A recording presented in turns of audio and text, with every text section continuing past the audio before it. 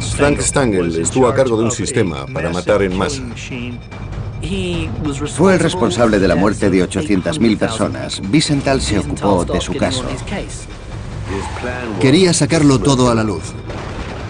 Eran increíblemente leales a la antigua Alemania, al Reich. Era un pez gordo para los alemanes. Había entrenado a otros, como Gustav Wagner. Le llamaban la bestia.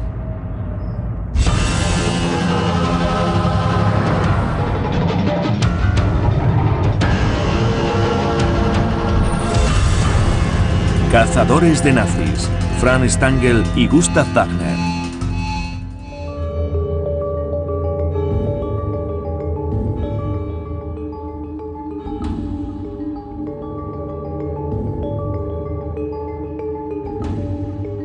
Simon Wiesenthal fue el más famoso cazador de nazis. En su despacho, en el Centro de Documentación Judía, guardaba cientos de expedientes de criminales de guerra que se habían fugado. Fue un trabajo solitario. Pero un día, todo tomó un cariz inesperado.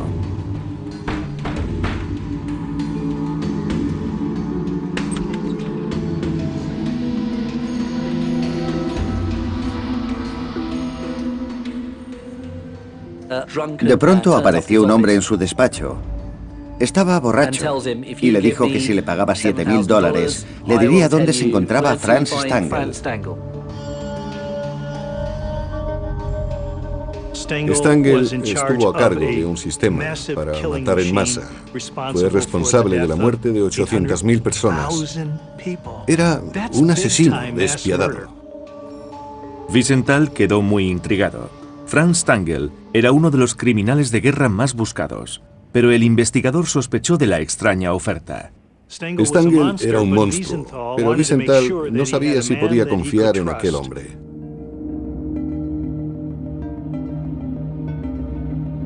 Finalmente hicieron un trato, pero solo se llevaría a cabo cuando capturaran a Stangl.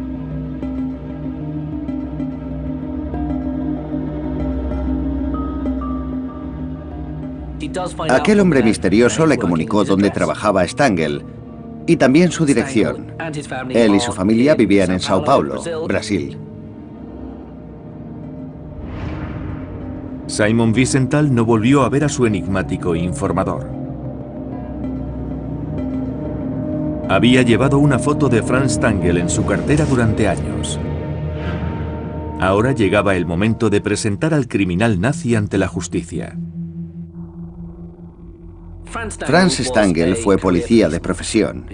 Era austriaco y cuando el nazismo subió al poder, se unió al partido e ingresó en las SS.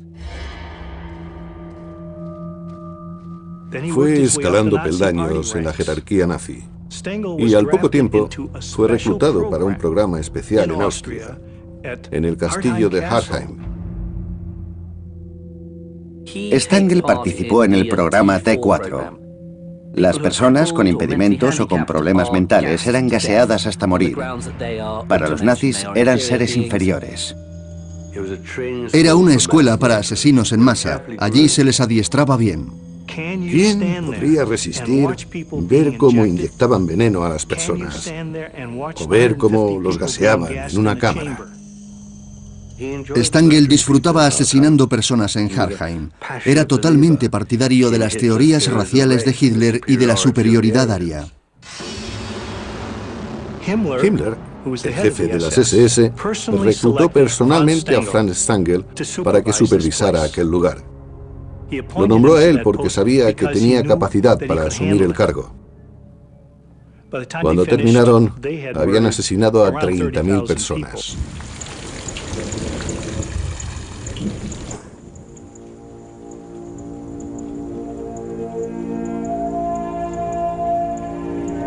Después de la guerra, Frank Stangl se refugió en Brasil, donde llevó una cómoda vida con su mujer y sus 3 hijas.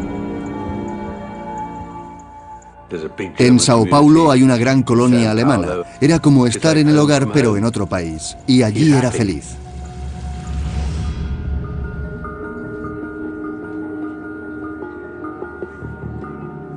En aquella ciudad, Tenían salchichas y schnitzels de Viena.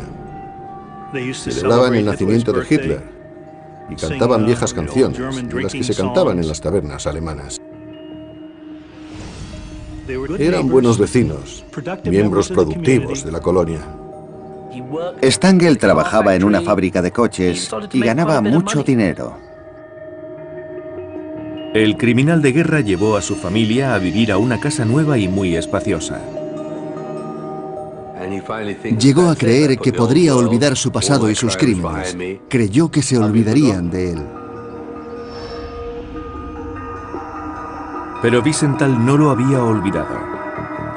Como tantas otras víctimas de la crueldad nazi, no podía olvidar. Entre él y su mujer Sila habían perdido 89 familiares en el Holocausto. Los que lograron huir del Holocausto nunca podrán olvidar lo que pasó allí. Wiesenthal escapó y sentía que era su deber mantener viva la causa. Después de conocer la nueva pista, Wiesenthal llamó a sus contactos en Brasil para comenzar la búsqueda. Pero encontrar a Stangl era solo el primer paso. Llevarlo a Europa ante la justicia era una tarea mucho más difícil. Aunque Wiesenthal había descubierto a Stangl, no quería telefonear a Brasil para pedir la extradición. Si Stangl llegaba a enterarse, huiría de inmediato.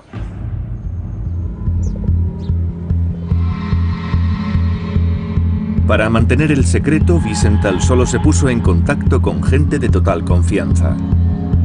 No podía arriesgarse a alertar a los simpatizantes nazis de Brasil. Algunos de los países más grandes de Sudamérica albergaban colonias alemanas. Eran increíblemente leales a la antigua Alemania, al Reich. La lealtad nazi podría poner en peligro el plan de Wiesenthal. Franz Stangl tenía poderosos amigos que lo protegerían y tratarían de dificultar el trabajo del cazador de nazis.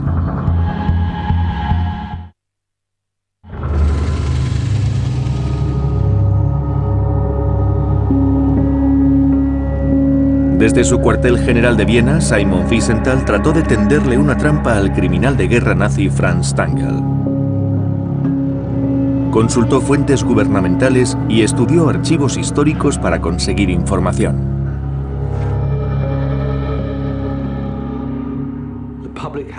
El público necesitaba un héroe que prosiguiera con la cacería, porque mucha gente ya había abandonado.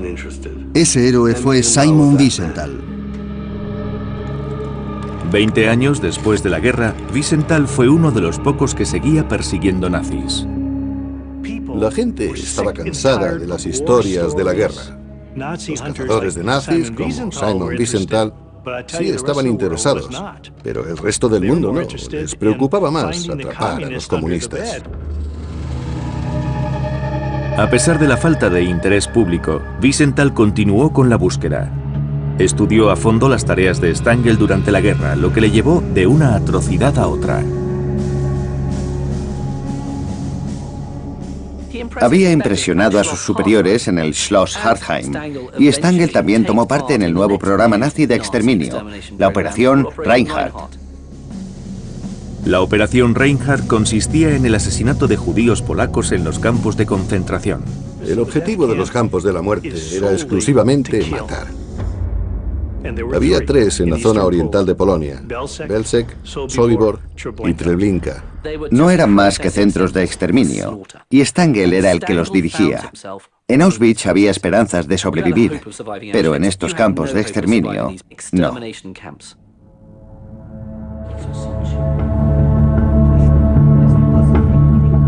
Solo pudieron escapar unos pocos. Wiesenthal les siguió la pista a varios de ellos.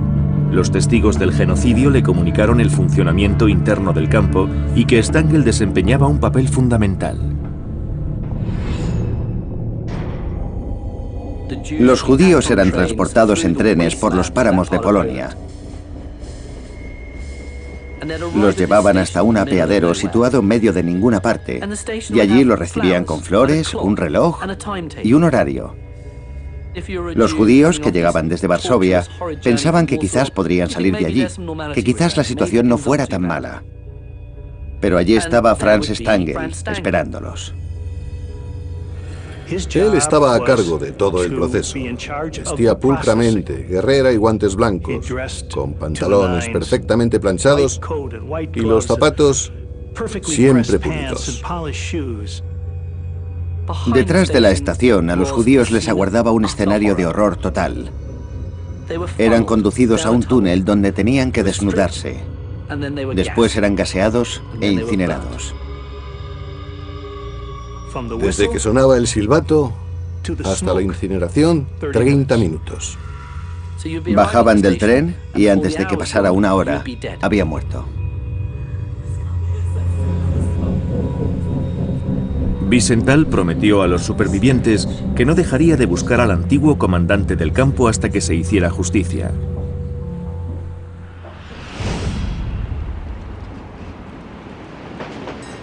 Mientras tanto, en Alemania, un juicio histórico ponía de manifiesto la urgencia de la misión de Wiesenthal.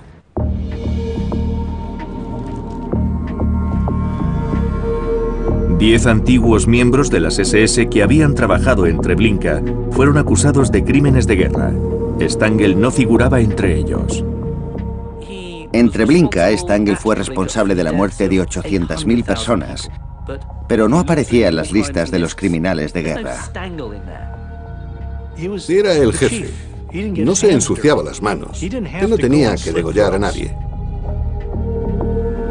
Durante los 10 largos meses que duró el juicio, los crímenes de Stangl, junto con los de sus camaradas, quedaron por fin al descubierto. Pero en Brasil seguía siendo un hombre libre. Wiesenthal presionó mucho a las autoridades brasileñas para que actuaran. Finalmente, en enero de 1967, sus esfuerzos empezaron a dar fruto. Las autoridades brasileñas prometieron detener a Stangl si Alemania enviaba una solicitud de extradición. Wiesenthal ayudó a sus perseguidores a reunir un detallado dossier con los crímenes de Stangl. En Brasil, el jefe de policía de Sao Paulo, Romeu Tuma, preparó la detención del criminal nazi.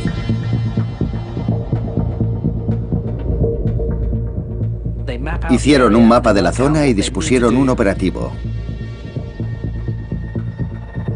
La parte principal de la misión era vigilar la casa. Observaron a su familia y averiguaron cuándo volvía Stangl a casa. Stangl no sabía que estaba siendo vigilado y no sospechaba que fueran a detenerle. Después de la guerra, Stangl pasó 2 años en un campo de concentración norteamericano para prisioneros de guerra, pero los aliados no conocían sus horribles crímenes. Fue internado por los norteamericanos, pero no sabían quién era. Stangl sabía que si no escapaba le esperaba la horca. Se podría pensar que Stangl preparó un elaborado plan para escapar, pero salió andando tranquilamente. La vigilancia en los campos de internamiento era muy relajada. Se fue a Austria, a la ciudad de Graz, y junto con otro compañero, decidió recurrir a la Iglesia Católica y a sus medios de escape. Aquellas rutas de escape eran llamadas RAT, porque las comparaban con los cables por donde salían las ratas de los barcos. La más famosa era la del Vaticano, en Roma. Allí había un obispo austriaco que se llamaba Alois Hudal. Hudal era el centro de aquella red de escape para nazis. Le dio la bienvenida a Stangl y le pidió que redactara un pequeño resumen de su actuación durante la guerra. Pero, curiosamente, el criminal no mencionó los nombres de Treblinka o Sobibor. Hudal consiguió tarjetas de inmigración para que Stangl huyera a Siria. Desde Siria, Stangl y su familia partieron en 1951 hacia una nueva vida en Sudamérica. 16 años más tarde, el mundo de Stangl estaba a punto de derrumbarse. Este hombre, responsable de tantas muertes, vivió en calma durante muchos años. Era el momento de capturarlo.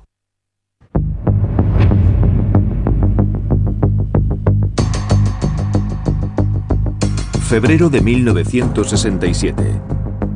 La policía de Sao Paulo hace los preparativos para capturar a Franz Stangl, el antiguo comandante de los campos de exterminio nazis.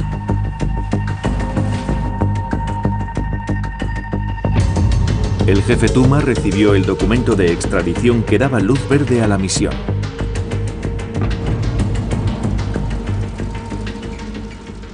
Stangl fue detenido un día como cualquier otro. Volvía del trabajo y pensaba ir con su hija a tomar una cerveza a un bar cerca de su casa. Pero al llegar a casa, apareció un grupo de coches y varios policías salieron de ellos.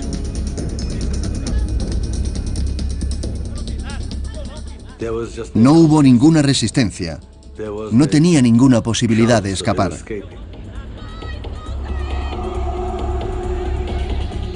Creía que era intocable. Maniataron a Stangl en la parte de atrás del coche. Su hija se quedó gritando. Le horrorizaba ver lo que le estaban haciendo a su padre.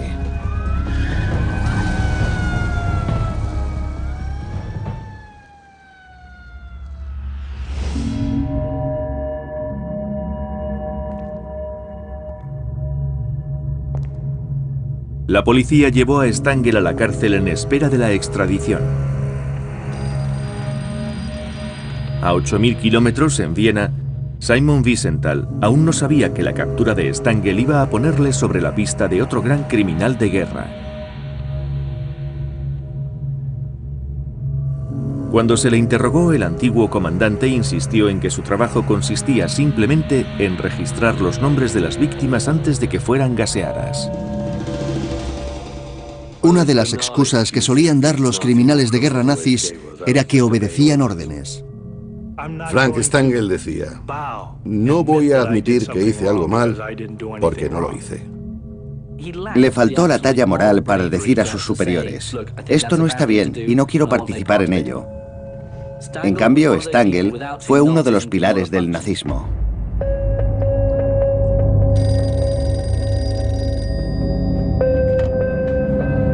Días más tarde, Wiesenthal volvió a hablar con el misterioso informador. Pero haciendo honor a su promesa,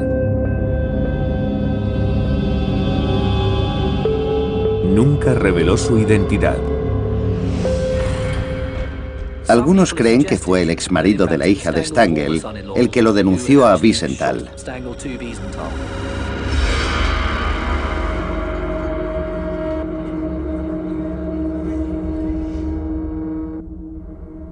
Se sospechó de él porque habían tenido una discusión muy fuerte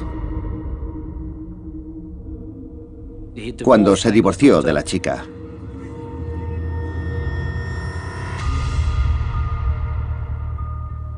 Y aquel hombre debió de pensar en vengarse, así que llamó a Simon Wiesenthal. Hasta la fecha, la familia de Stangl sigue creyendo que fue él. En junio de 1967, Franz Stangl llegó a Alemania acusado de genocidio. Era un pez gordo para los alemanes.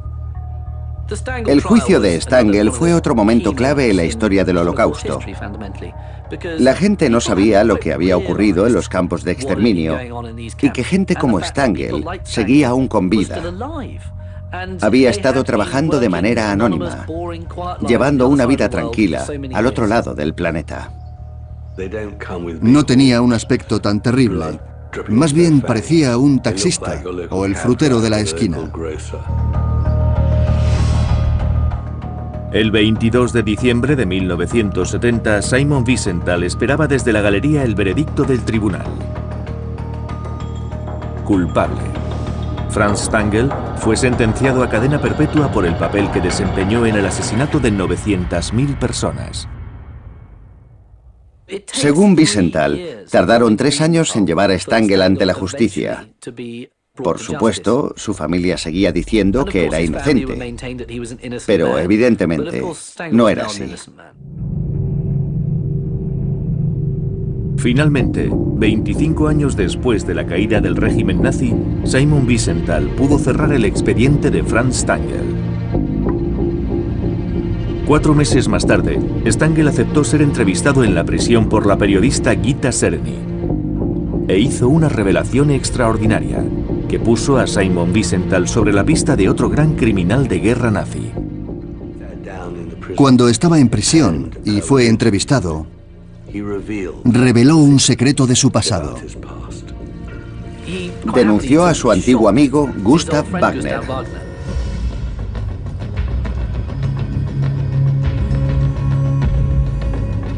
Y dijo que también vivía en Sao Paulo. El lema de las SS es "Mi honor es mi lealtad", pero cuando sus miembros son atrapados y se desvelan tantas cosas, se delatan unos a otros. En el campo de exterminio del castillo de Hartheim, las habilidades de Stangl lo convirtieron en un excelente profesor. Había entrenado a otros, entre ellos a Gustav Wagner.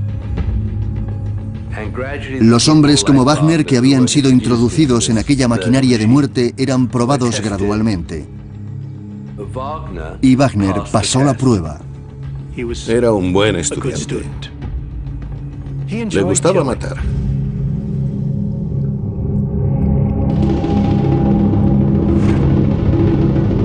Un día después de denunciar a su antiguo compañero y oficial de las SS, Franz Stangl murió de un ataque al corazón.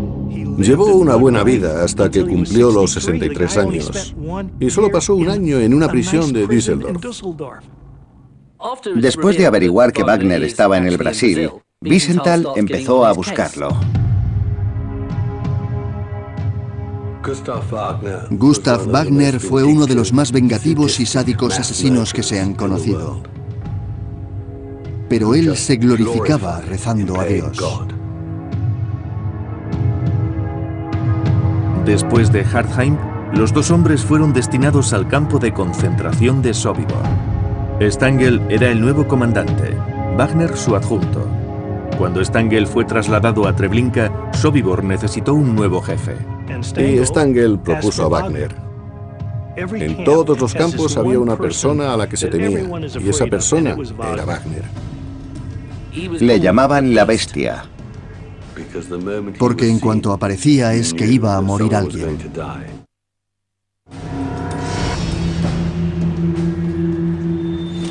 Junio de 1971. La nueva misión de Simon Wiesenthal es seguir la pista del criminal de guerra nazi Gustav Wagner en Sao Paulo, Brasil. Wiesenthal sabía que Wagner estaba allí, pero no conocía su nueva identidad, ni tampoco dónde vivía. Sus contactos en Brasil hallaron una copia del primer pasaporte de Wagner, pero la dirección que figuraba era demasiado antigua y no había muchas pistas más. Pero estos crímenes seguían en la mente de un superviviente de Sobibor, Thomas Blatt. Wagner era un hombre muy alto. Era inmenso y muy fuerte.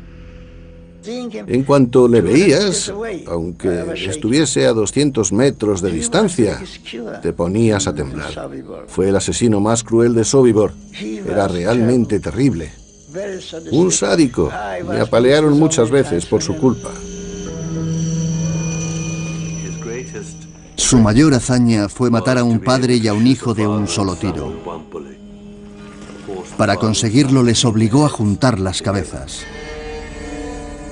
Descubrió a una mujer que había metido a su bebé en el campo de concentración, escondido en una mochila. Los llevó a ambos fuera. Hizo que ella se arrodillara y disparó al niño. Lo siento. Lo siento. Y después la disparó a ella. Mató a unas 200.000 personas.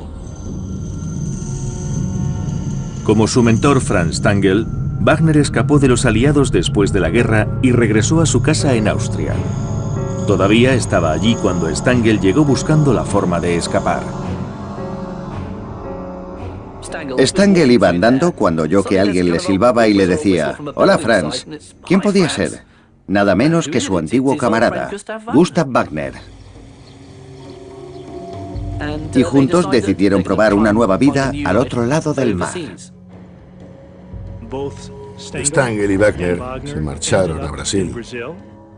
Empezaron y acabaron juntos. Vivían a 80 kilómetros el uno del otro.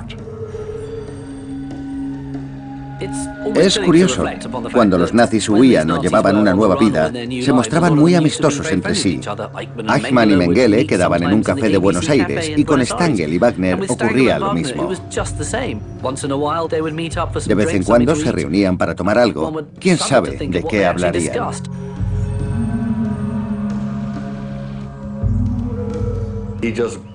Formaban parte de la colonia alemana que hay a las afueras de Sao Paulo. Wagner se casó con una mujer de allí y tuvo hijos. Vivió con ella hasta que se quedó viudo.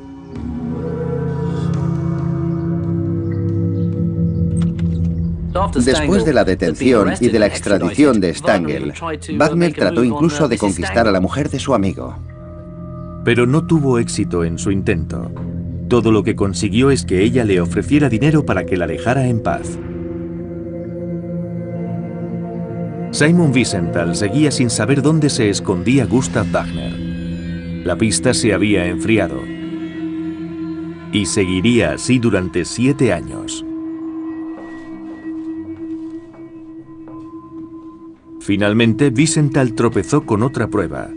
Un artículo de un periódico describía una extraña celebración en un hotel brasileño, el día del cumpleaños de Hitler. ¿Habría sido invitado a la fiesta un nazi como Gustav Wagner? Wiesenthal habló con los periodistas que cubrieron la noticia.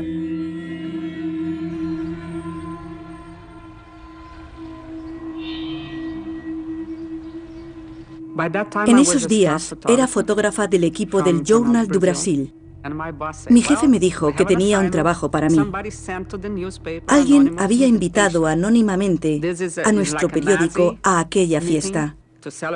Celebraban el nacimiento de Hitler. Todo estaba en código, pero yo sabía que íbamos a cazar nazis.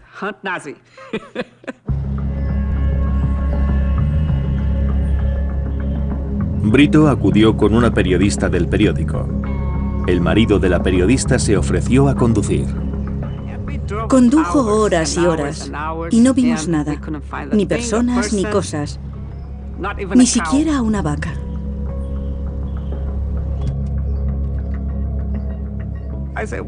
Acabé diciendo que paráramos para comer algo.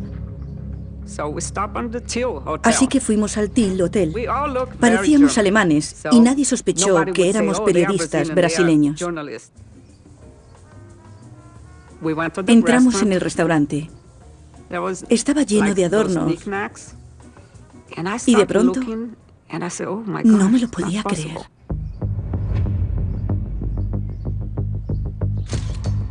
Parecía imposible. El local estaba lleno de piezas de porcelana y otras cosas, con esvásticas. Yo me dije, vaya, hemos llegado. Cuando miramos por la ventana, vimos un grupo de alemanes con trajes folclóricos.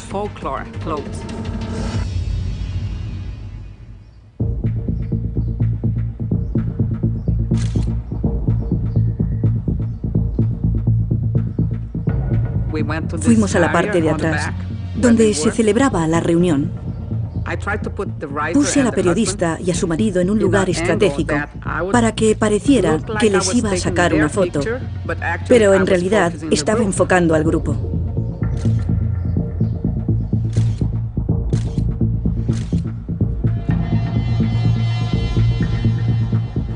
Cuando los alemanes se dieron cuenta de que estábamos haciendo fotos, decidimos acudir a la policía.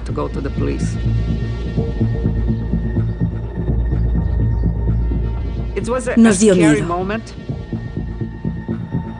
Pero cuando llegó la policía, la fiesta se había acabado. Solo quedaban algunos invitados. Recuerdo que la policía le pidió el pasaporte a uno de los nazis. Iba a comprobar si estaba en el país legalmente.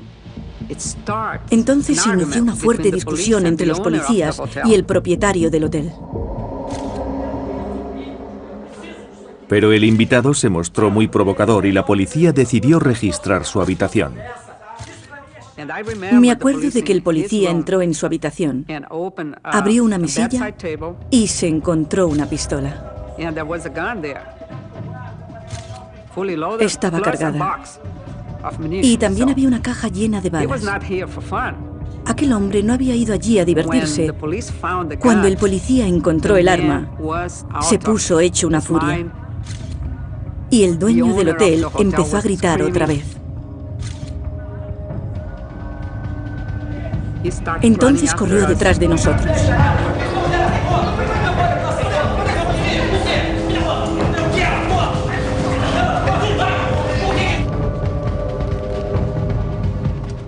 Y supimos que habíamos conseguido un buen reportaje.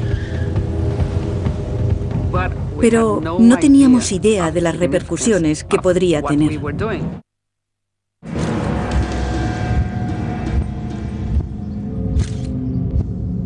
Los periodistas brasileños habían descubierto una celebración que conmemoraba el nacimiento de Hitler. Aquellas fotografías dieron la vuelta al mundo.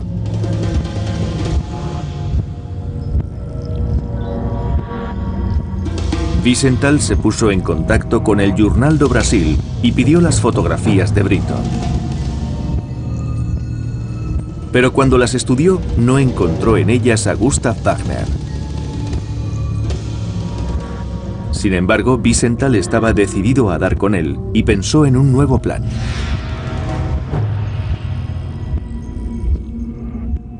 Wiesenthal tenía miedo de que Wagner pudiera sospechar algo y que escapara.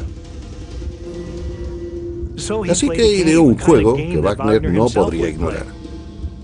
Envió una de las fotos a la periodista, puso el nombre de Wagner debajo, junto con su número de afiliación a las SS, y le pidió que la publicara.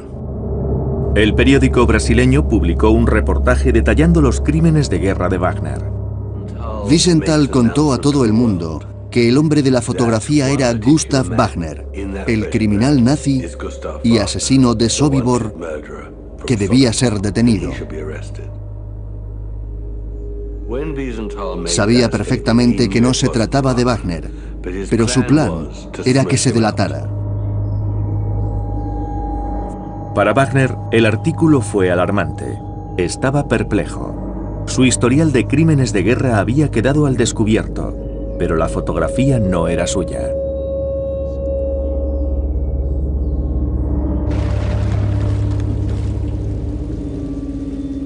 Hubo discusiones entre los que conocían el caso. Días más tarde, el alemán que había sido identificado como Wagner fue asesinado. Nadie supo quién lo hizo.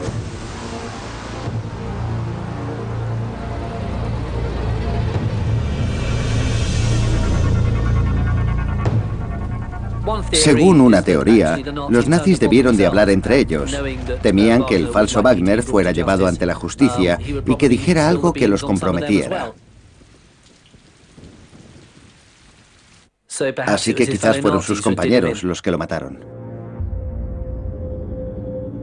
Wagner se puso muy nervioso y consideró que era preferible entregarse a la policía antes de acabar asesinado por los suyos. Así que acudió a la policía.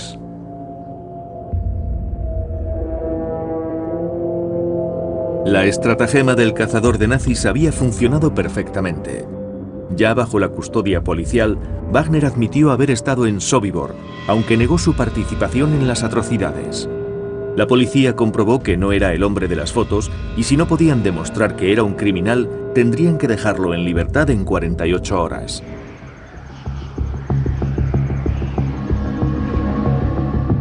Pero entonces una curiosa coincidencia cambió el desarrollo de la historia, y en ella intervino uno de los pocos supervivientes de Sobibor, Shlomo Schmacher.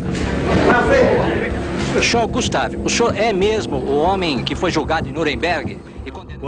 Shlomo, que vivía en Brasil, estaba viendo la televisión una tarde y entonces apareció una imagen de Gustav Wagner. Shlomo explotó instantáneamente. No podía creer que él y Wagner estuvieran respirando el mismo aire.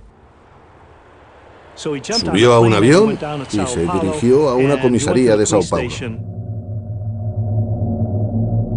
Las autoridades tenían ahora la ocasión perfecta para apresar a Wagner. El jefe de la policía, Tuma, dispuso un careo entre la antigua víctima y su verdugo.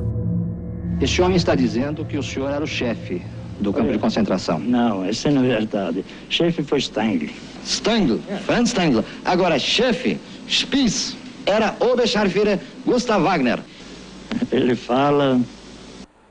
Wagner nunca imaginó que se vería en esa situación, que uno de los pocos supervivientes de Sobibor estuviera en la misma ciudad y diera con él. Vocês matavam, fuzilavam, rebentavam, faziam o que queria e ninguém. Você hoje, depois de 36 anos, seja un poco de macho, hombre. Wagner le dijo que debería de estarle agradecido, ya que no lo había matado. Fue la declaración de culpabilidad más asombrosa que he oído. Después de confirmar su identidad, Wagner quedó pendiente de ser extraditado. Todos buscaban a Wagner. Polonia lo reclamaba por lo de Sobibor. Alemania por graves crímenes de guerra. Y en Israel querían colgarlo. Sabía que estaba camino de un juicio y que luego pasaría el resto de su vida en prisión, igual que Stangl y muchos otros. Wagner estaba aterrado ante el panorama. Mientras estaba bajo custodia, Wagner estuvo muy tenso. Las cárceles brasileñas no son muy agradables.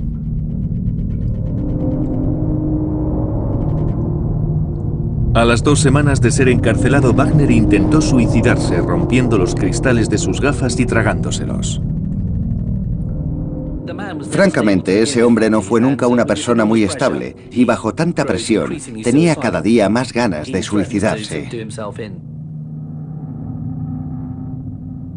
Fue encerrado en un hospital prisión en Brasilia. Pero intentó quitarse la vida 2 veces más. Se cortó las muñecas y se golpeó la cabeza contra la pared.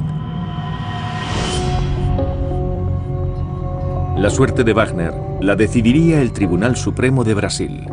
Su vida no volvería a ser la misma. Habían pasado 35 años desde que acabara el reinado de terror de Gustav Wagner en Sobibor. La decisión de llevarlo a juicio por sus crímenes dependía ahora de los jueces brasileños. Sin embargo, el Tribunal Supremo de Brasil, por alguna razón técnica, decidió que no se iba a extraditar a Gustav Wagner.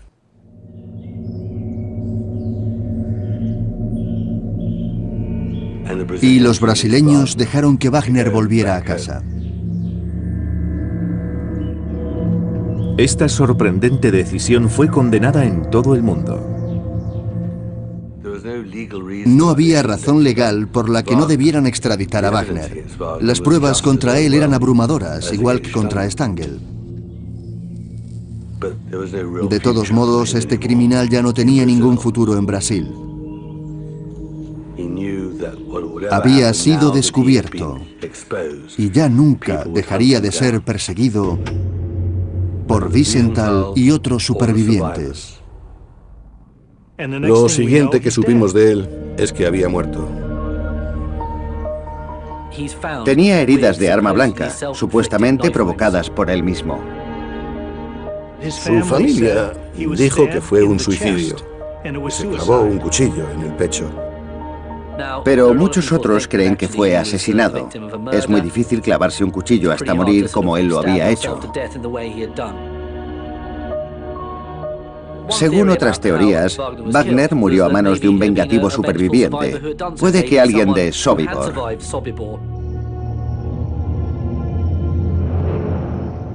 Alguien que lo había seguido para matarlo. Tiempo después entrevisté a Shlomo y le pregunté por Wagner. Él me miró con una sonrisa maliciosa y me dijo: ¿se ha suicidado clavándose un cuchillo en el pecho? Y se marchó. Me habría gustado matarlo, pero habría ido a la cárcel y eso habría perjudicado a mi familia. Debía valorar otras cosas, aunque lo habría matado si hubiera estado solo.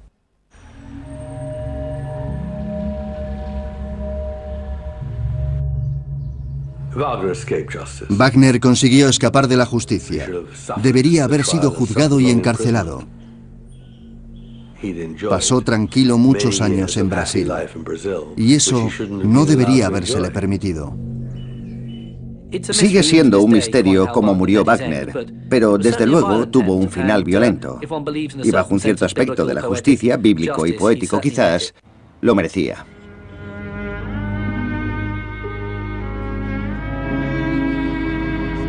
Simon Wiesenthal, el más famoso cazador de nazis, llevó a cientos de criminales ante la justicia.